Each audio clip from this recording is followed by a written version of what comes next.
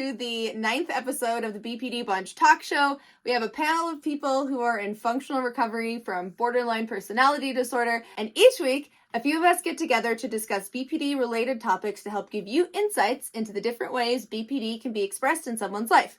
We also cover the different paths we followed on our recovery journeys to help give you hope and direction for your own. For our first season, we've been talking about each of the 9 BPD symptoms, our experiences with them, and what's helped us overcome them. I'm your host, Xannie, and today I am here with Andrea, Jay, Georgette, and André. How's everybody doing today? Fantastic. Good. I'm all right. Splendiferous is my word. Splendiferous. Yeah. Splendiferous. So today we're going to talk about the 8th symptom listed in the DSM-5, inappropriate, intense anger, or difficulty controlling anger. And this is my absolute favorite. I will admit this. And I mean favorite, not in like a positive way, but that this is the symptom that I feel like I have always gravitated towards as a way to protect myself. It's kind of like my go-to. So that's what I mean when I say favorite. That's my comfort symptom in a really messed up way, because anger to me, like I said, it's protective. Whenever I would have felt shame, guilt, sadness, fear, I just got angry. Anger made me feel powerful because it feels almost like fire in your veins, right? And there's something about being so intensely angry and just raging that I felt like nothing could touch me and nothing could hurt me. I wasn't really honest with myself, right? Like that anger wasn't the primary emotion, it was the secondary emotion. It was the thing that came up to protect me from feeling shame and guilt and sadness and fear. And those are the things that I really needed to be accessing. I've never been arrested, but I did have the police called on me for making threats to people. I hid in the closet and cried because I was like, I didn't mean it the way that people took it. I just wanted people to understand me, and they didn't understand me. And for some reason, I'm starting to get emotional right now thinking about it. Because that anger really was just like a shield that I was just desperately trying to keep my soft little fifis, my little gentle heart safe. And it's so difficult because anger comes across, whether you use your fists or you use your words, it comes across as so violent. And it's so hard, I think, dealing with the aftermath of that. Like, I was trying to protect myself from shame, but in a way I almost was creating the situations where I had to deal with it, because after I was angry, then I had to deal with the shame of not only whatever activated the anger, but the anger also. It's really protective, but at the same time, it can bring a lot of shame. More than any other symptom, I've had that anger response as far back as I can remember, since I was a very small child. Just, the rage. And mine never manifested itself necessarily like physically. I wouldn't hit people or anything. Wrecked a lot of walls, punched a lot of holes in a lot of walls. Have been arrested for just having a public freak out, being angry. As a kid, I was a small, weak, sensitive, artistic kid, and I didn't have any place to put it at that point because there's nowhere to go. So it just carried over into just having a bad temper. I've been so much better about it, a lot. Probably to my detriment. There are times when I should be angrier about things. And am I justified in being angry about this? It's a constant question.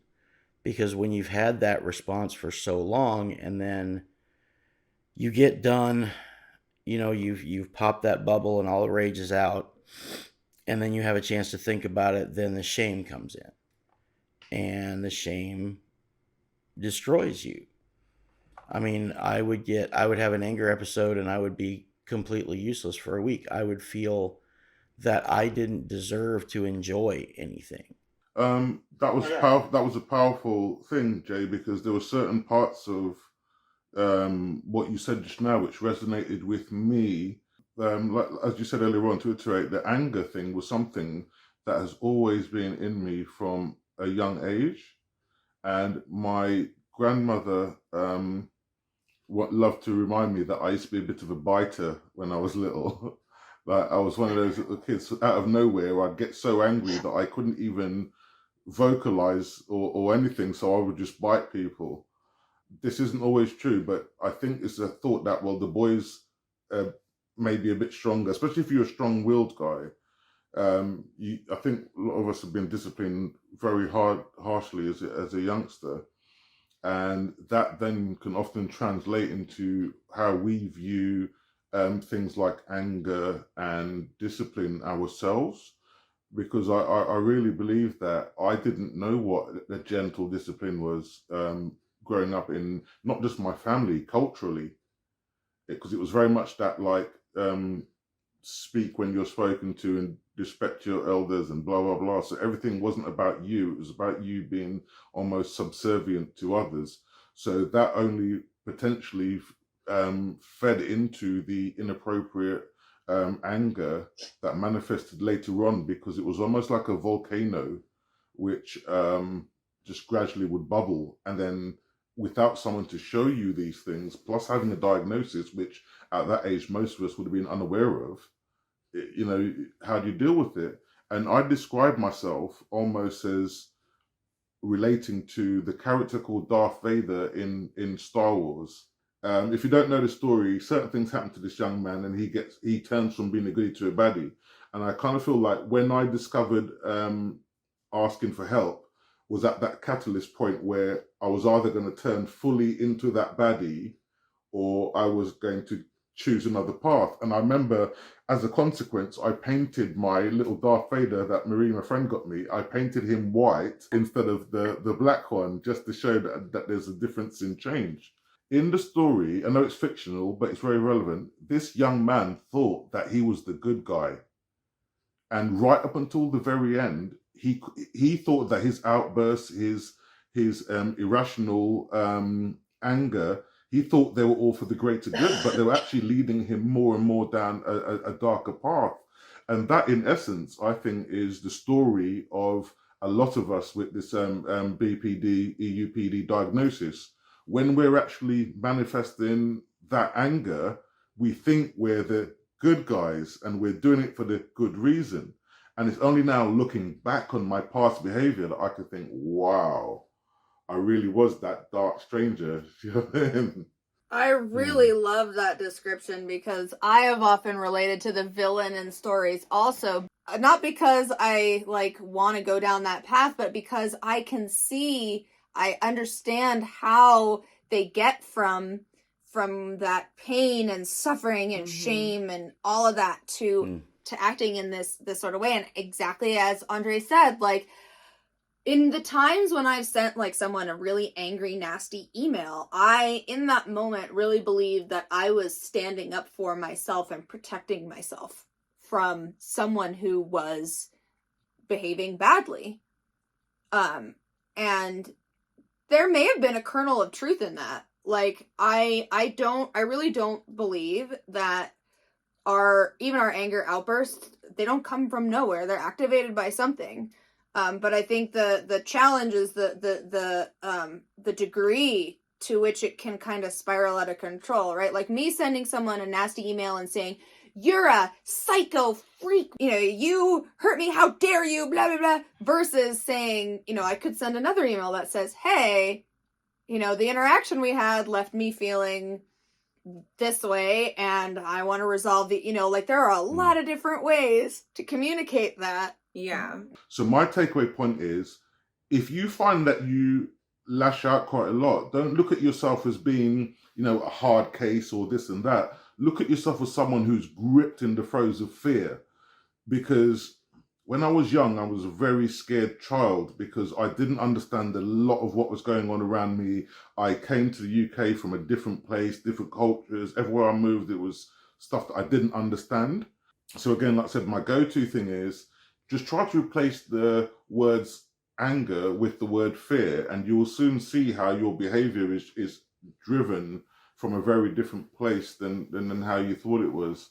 And then you might feel that there's not a need to defend yourself, but a need to understand yourself. I think that's such a good point. Xannie said a couple of things that kind of got me thinking, like whenever you're talking about the email writing, like over time, I would do that all the time. I would just let people have it through text, writing and stuff like that. And just for the viewers out there, if you're one of those people, I can't express enough how good it is to actually write it out. And I've been given this advice lots, and I'm like, why would I spend my time writing that and then delete it? But it works.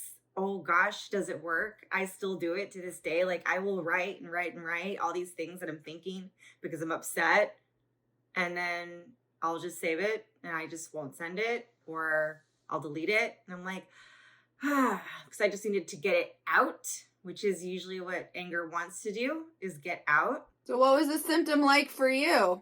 Oh gosh. Andrea, you talked about biting. I'm guilty of that as well. I went through a period of time where it was worse than others. You know, I wrecked my entire house. Like I did not care because I felt like promises were broken. And I was just like, none of this matters because it was all a big lie. And, you know, looking back on that particular anger outburst, it just, you know, it makes me sad because it's like the way I could have responded could have been so much different. I don't know if the person would have allowed me to respond in a different way because we were both really toxic people at the time, but that one really speaks to me. But overall, I feel like anger for me it's always, when I was little, I don't know where I got this from, but I always thought my feelings were in my arms. And so I don't know where I got that from. So when I felt like you hurt my feelings, I would say like, you hurt my feelings, and I would rub my arms. And I just remember that's where it would always start. And so I still to this day, like I hug myself when I feel hurt, you know, if I'm alone and I'm not getting angry, but that's kind of where I start to kind of like feel things, is like in my arms. Andrea, what you just said, it's just my brain's ticking. Georgette, because I had this thought, but I want you to answer it because my brain can't think. Do you think it tends to hurt you more when the people that you get into conflict seem to be the ones that you think are going to support you? And do you find that triggers you more than strangers? Yeah, I do. If it's somebody that I know, I have way less control because I feel like I don't let a lot of people in to my like innermost thoughts and feelings. I can be really private about that just because I think that I hold a lot of shame, and being open and sharing that with people, it's like almost like, you know, opening your actual like body cavity to expose your beating heart, you know? So if somebody were to touch that, the reaction is absolutely volcanic explosion because that sensitivity is so much. So yes, so in answer to your question, Andre, somebody close to me, my reaction is like times 11. I grew up in a house where anger was really kind of the only acceptable emotion. My dad he kind of permanently looks grumpy, even though he may not necessarily be grumpy. So I grew up with a lot of like kind of angry around me, even though I wouldn't say my household was overly angry, but I was a super, super sensitive, like I'm a little baby sensitive, but I put on this really tough exterior because I'm ashamed of how sensitive I am and how easy it is to hurt my feelings. And I feel a lot of shame around feelings of sadness, of hurt. Those feel so shameful to me that I I know that I cover it with like an easy anger. For me, I know it comes from like trying to protect myself, but it comes out super, super inappropriate. And I've always been, I can be very quick to anger. And I know it's a secondary emotion now, but I grew up thinking that that's an emotion that's okay to express. And I was afraid of expressing anything else. I used to be ashamed of myself for crying at movies. But getting really angry, like you, as Xannie said, it runs through your veins. You feel powerful. You feel like, what do you do with hurt and shame and sadness? You can do so much with anger, right? You can get out your sword. You can like attack. So for me, it came, my experience with anger is as a protective thing, as an emotion that didn't cause me to feel shame, except now I realize how much shame I have after I've acted out of anger. But at the time, it doesn't feel shameful. My anger can be very, very cruel. And it's not with fists, it's with words. And I will go for the jugular. It's almost like, what was that video game where it was like finishing move and they'd grab the person's head Mortal and Kombat. rip out their spine? Yeah. So that's Yep. like that. Fatality. When I get angry, and it is with people who are closest to me, because I feel like, how could you hurt me so badly? And my reaction is like, I will rip off your head and take your spine, like finishing move. And, because it hides that, it protects me and hides that deep, deep hurt that it's really masking. First of all, I love that description. I feel like that really intense reaction is absolutely the same for me. Like the closer someone is to me, it's like, well, you should know that this would hurt me. So therefore, if you're doing this, you're doing it on purpose. So I'm going to retaliate. Yeah. That's always been my belief. Yeah. Well, for me, it's also almost like the shock of like, there are so few people in this world that I have allowed myself to be really open with. Like I've shown you like the flesh of my beating heart, and with no protective layer. And the fact that then you would say or do something to like hurt that, it's almost like I have this like, you need to die. Like I'm not, you know what I mean? Like it just becomes this huge, like, how dare you? You are one of so few people. How dare you hurt me like that? Like, I need to eliminate you, and it's not physically, it's verbally. Andrea! I'm sorry. Yeah. I'm always crying in these shows. It's okay. It touches it's a lot of really emotional Wonderful. stuff. It just makes me mad because it's just like, I am a person. I do not, this is going to sound so backwards. I love like to be touched, like hugged and stuff like that. And I lack that so much in my life. There's only been 2 people in my life that have offered that to me. One of them's passed away. And so now in my life, like if somebody wants to like comfort me or reach out in a hug, if I'm sad, I'm just like, do not do that. Get away from me, because I feel like that's opening like a door of you getting to know me, of, you coming into my world, and you're not going to do that, because the second I let you do that is the second I'm going to start talking to you, opening up to you, la la la. And then if that happens and then you say something that's going to hurt me, like all hell breaks loose after that.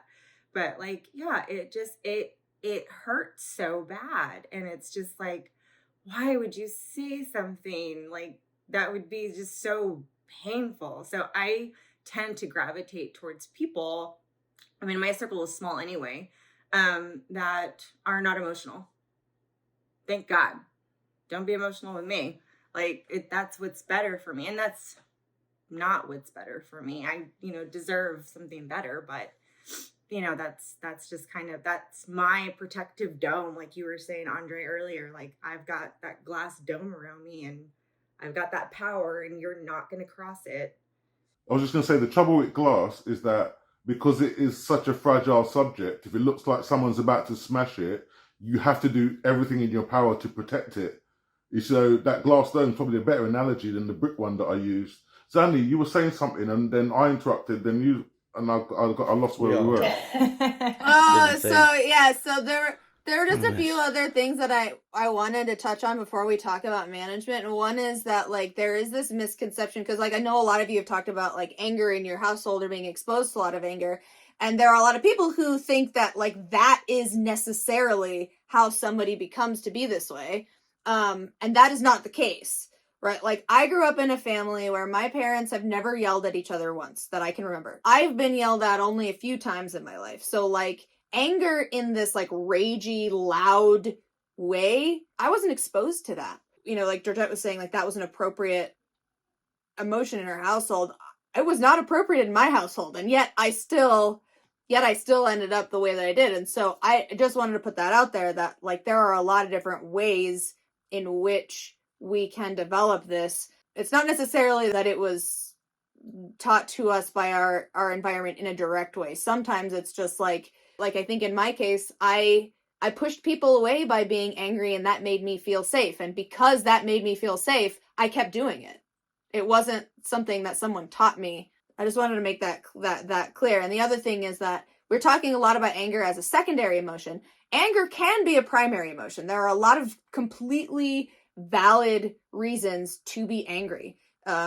In DBT, we talk about like the purpose of emotions, and one of the purposes of anger is like when an important goal of yours is being blocked, for example. Yeah, anger is an appropriate emotion sometimes. They do talk about that in DBT. Like it's not always a secondary emotion. And that it's important, like, because it is a protective thing still. And there's some things that it is appropriate to be angry about. I think when you have an emotional dysregulation disorder, even when your anger is appropriate, we probably take it up to a level that might be a little bit beyond what others may take it to. But I think that it definitely is sometimes a primary emotion. But I do want to say, I don't know, I've listened like a little bit for themes. And I think the theme, when we've all been speaking about our anger, like you said, we've been talking about it as a secondary emotion. And I think that's one thing with BPD, because of our experience of emotions is so like outside of the norm, that the way we experience things like hurt and sadness are so deep that we tend to want to protect ourselves from that. Because I'm hearing that from each person, that it does function oftentimes as a protective mechanism. Yeah, and not everyone with BPD experiences this symptom, right? Like a lot of people have like don't experience inappropriate anger. They almost have the opposite, where they never feel like they can be angry. So Yeah, even though, I just wanted to put that out there too, that like if you're watching this and anger hasn't been a part of your BPD experience, that this is just one of many symptoms that you experience. So with all that said, right?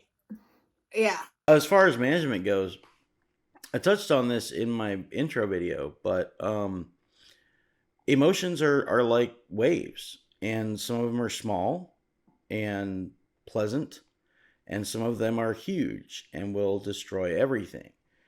And anger's one of the big ones, and it's got the added danger of, once the anger takes you over and knocks you off balance, then it drags you under with the shame, and it takes you to the bottom, and it'll drown you. It'll absolutely kill you.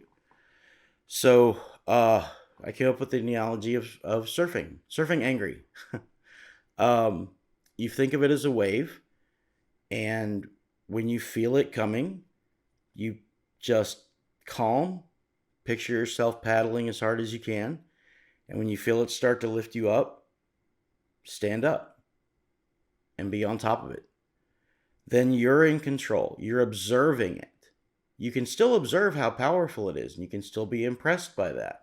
But it's not destructive anymore. It's a conveyance. It can take you from one place to the next without hurting yourself. It's not an easy thing to do at first, but it gets easier with time. In fact, my next tattoo is going to be a little angry surfer guy on my arm. I Instead love of that. Silver That's so Surfer. No Silver It's the No, just an angry angry one. surfer. The angry surfer. The way I manage things now, it's actually like a number of different ways. One thing I started doing was breath work, somatic breath work. I don't know if anybody's heard of that.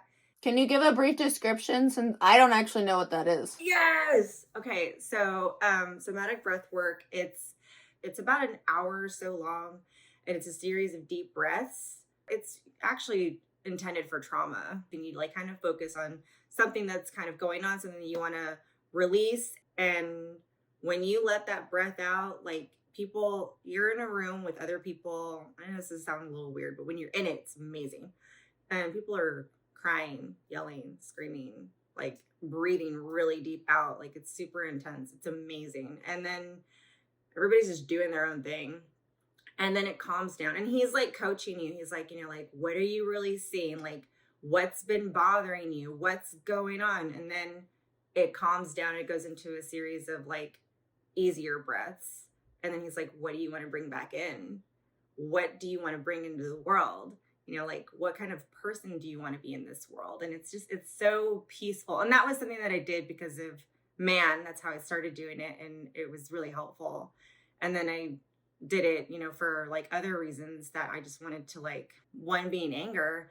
You do hold a lot of shame and you hold a lot of guilt from ways that you've reacted, things that you've said to people, ways that you've treated people. And it's just like, I don't want to be that person.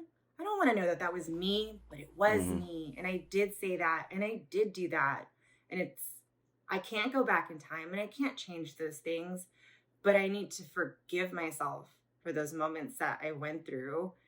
And that's not something that's been easy for me to do. It's taken a long time to do.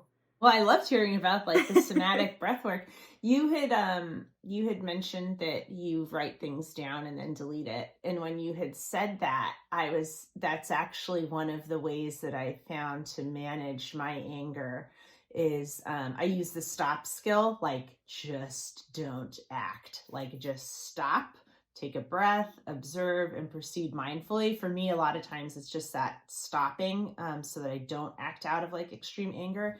But I've gotten a lot of use out of, like you said, I'll write really nasty, angry things. And then instead of hitting send, I'll hit save. Yeah. And I actually don't even delete it. I keep it because it's interesting to go back and see, like, when I'm in a wise mind place, to go back and see that anger on the page or on the screen. It's like, wow. It also gives me a chance to see, like, wow, I really went for the jugular, but I don't have to experience shame from it because I haven't shared it. Right? Like I haven't actually, like I haven't used that destructive power. Like I've gotten it out. Like you said, you get it out of you. But you're not on another person.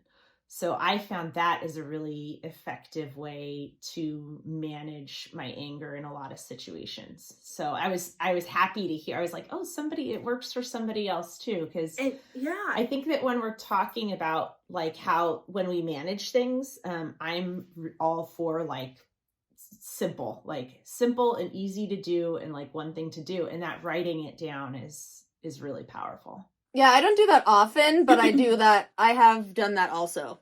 And I do find it's very helpful, especially if I'm like writing it out, like, and sort of writing and rewriting, because then instead of this disorganized jumble of thoughts in my head, I'm also like making an argument out on paper. And there's something about that where like the more I work on it, then it's also easier for me to see flaws in my argument if there are some, right? I'm like, oh, where is the connection between these two things? Wait a second. Maybe there isn't one, That's good. I didn't even think about it that way, because sometimes I'll reread it. Like if I haven't deleted it, I'll reread it, because usually I'll go to docs and I'll write it versus a text. Yeah. And when I reread it, I'm like, who wrote this?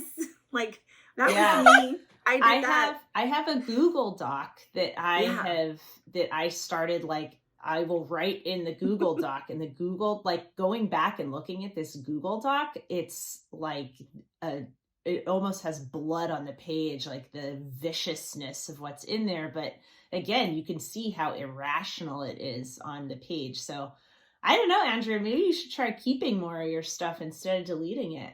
Yeah. Just don't send it. Keep it to not Won't send send it. it. Andre, Yeah, do you do yeah. that? Do you write things down? Writing it down as a way to self-manage doesn't seem to work for me in exactly the same way. I find writing things down a better way to express feelings of happiness or to express positive ideas. It's taken me about 20 years to learn how to understand and manage my temperament. So I don't want anyone to feel that because we're given these wonderful ideas that it's something you can do in a few months, because unfortunately, I know I've watched quite a few things online where they almost reference it as buy my book, you'll be fixed, or get this journal, you'll be okay. I literally had to do all the things. I've done anger management, I've done my own self-reflection. What I did find was studying psychology itself. I found that to be a really bountiful tool, not how you deal with the things, but how you understand the things, but without feeling the shame. And I think a lot of inappropriate anger comes from, like we said, not being able to understand situations and the way they come across. So for me, my go-to thing to help me with my temperament has actually been education, reading books, reading blogs. And then the first craziest part was to discover someone else who had the same thoughts as I did or had manifested it in the same ways. So then I could think, okay, so that wasn't appropriate of me at that time. I need to study a bit more to understand that. Because I think a lot of men, and I've said this throughout the series, a lot of men, we're told to celebrate our machismo, our militancy, and that we're not real men if we cannot show that killer instinct and be able to let it out when necessary. Because BPD has so many different variations, it's important to understand that the healing journey can take time. And my mistake at the start was feeling shame because I couldn't just heal myself after reading those first one or two books or trying that exercise, because halfway through my brain would spin out and I'd get distracted. But all those little tiny quarter pieces, 1/16 tiny bits of information, they've now created a jigsaw puzzle in my head, which is slowly filling my whole brain with how to be a better, more grounded person. I now have the sort of friends that I can tell them what I did and they can tell me that I was wrong to deal with it in that way. And the most important thing is I respect those people enough to allow them to tell me off. Whereas when I was younger, I didn't have friends that I respected enough to say that. So I'm like, well, you obviously are not my friend. You're disrespecting me. Whereas now, if some of my friends tells me off, I tend to shut up and listen. And I think also the misconception with a lot of us is we seem to get triggered in only certain types of situations. So most people know me as a giant teddy bear, and trying to explain to them that I've been this angry person, they look at you almost like, oh, bless you. You don't really know what anger is. You're so lovely. And I'm like, yeah, if you knew what I'd done in my lifetime. Yes. Yeah, that's what I get a lot too. I think one of the ways that I managed it in my early times was by destroying things. And one of the things that I try to talk about a lot is like this progression of management. And that sometimes the things that you do in your early stages of management are not the things that you want to be doing long term, but some of them are like a good in-between step.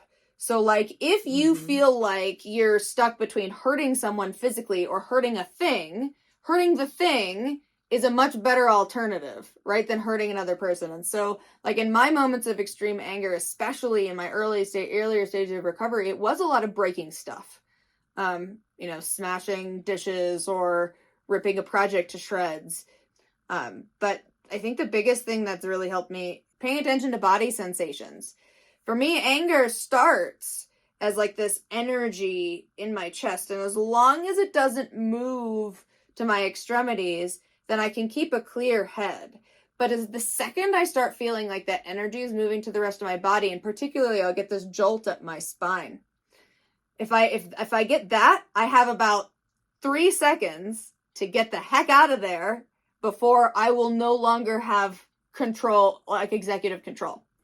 So being really aware of how I am doing physically and what emotions like anger are doing in my body, that's made the biggest difference. And sometimes it's hard. It can be really, really awkward in situations to be like, bye, can't do this right now. It's like, it feels weird to leave a situation unfinished, but a lot of the times it's the best thing. And it's important, I think, also to surround ourselves with people who can work with that. It's very hard. I don't surround myself with people who can't at least accept the ways that I have to manage myself. That's been a really hard thing to realize, that you have to accept that you have to make accommodations for yourself. And it can be awkward to ask for these accommodations, but you have to advocate for yourself. And like you said, like, you have to surround yourself with people who understand, I may need to leave this situation. This is how I manage this in myself. It's not asking people to make accommodations for you, like, well, you can't look at me that way, or you can't say these things. When we're talking about asking for accommodations, it's saying, this is how I need to manage myself by I may need to abruptly leave a situation. That's what I need in order to manage. And I just ask that if I do that, you respect that. It's more those kind of accommodations, not accommodations of the illness, accommodations of how you need to recovery, manage yourself in the illness. Yes. Yeah. I think it's something that you can totally learn to manage. Anger used to rule my life. And I think that if you just take these little steps, step away from a situation, write something out, rip a pillow, rip a piece of paper, it is completely manageable. It's hard, but you can do it. You really, really can. That would be my takeaway. 100%. It takes time, but it's definitely manageable. It's doable. And the people around you that are close to you that see the changes in you will appreciate it. And it does get better. And it's definitely possible to make those changes. And it's not like we're never angry, right? Like, I still deal with this sensation of irrational anger, but because I can kind of see it coming in a way that I couldn't see it before. And because I can see it coming, I can it's like if somebody chucks a ball at you and you don't see it coming and it smacks you in the face, it's like you don't know how to deal with it. But if you can see it coming, you can catch it, then it's in your hands. It's like, or you can dodge it, like you can handle it. Be mindful, surf angry, never be afraid to say, I have to leave this room now. Yeah. Yes. It's the most powerful tool I have is I can't be in this room anymore. I gotta go. Yep. Yeah. I gotta peace out. So thank you so much, everyone, for watching. Make sure that you like, subscribe, and turn on your notifications so you don't miss anything. Next week, we're going to talk about one of the hardest symptoms for me to still manage, which is dissociation. So it's a good one. We'll talk about that then, and we'll see you next week. All right. Bye. Bye.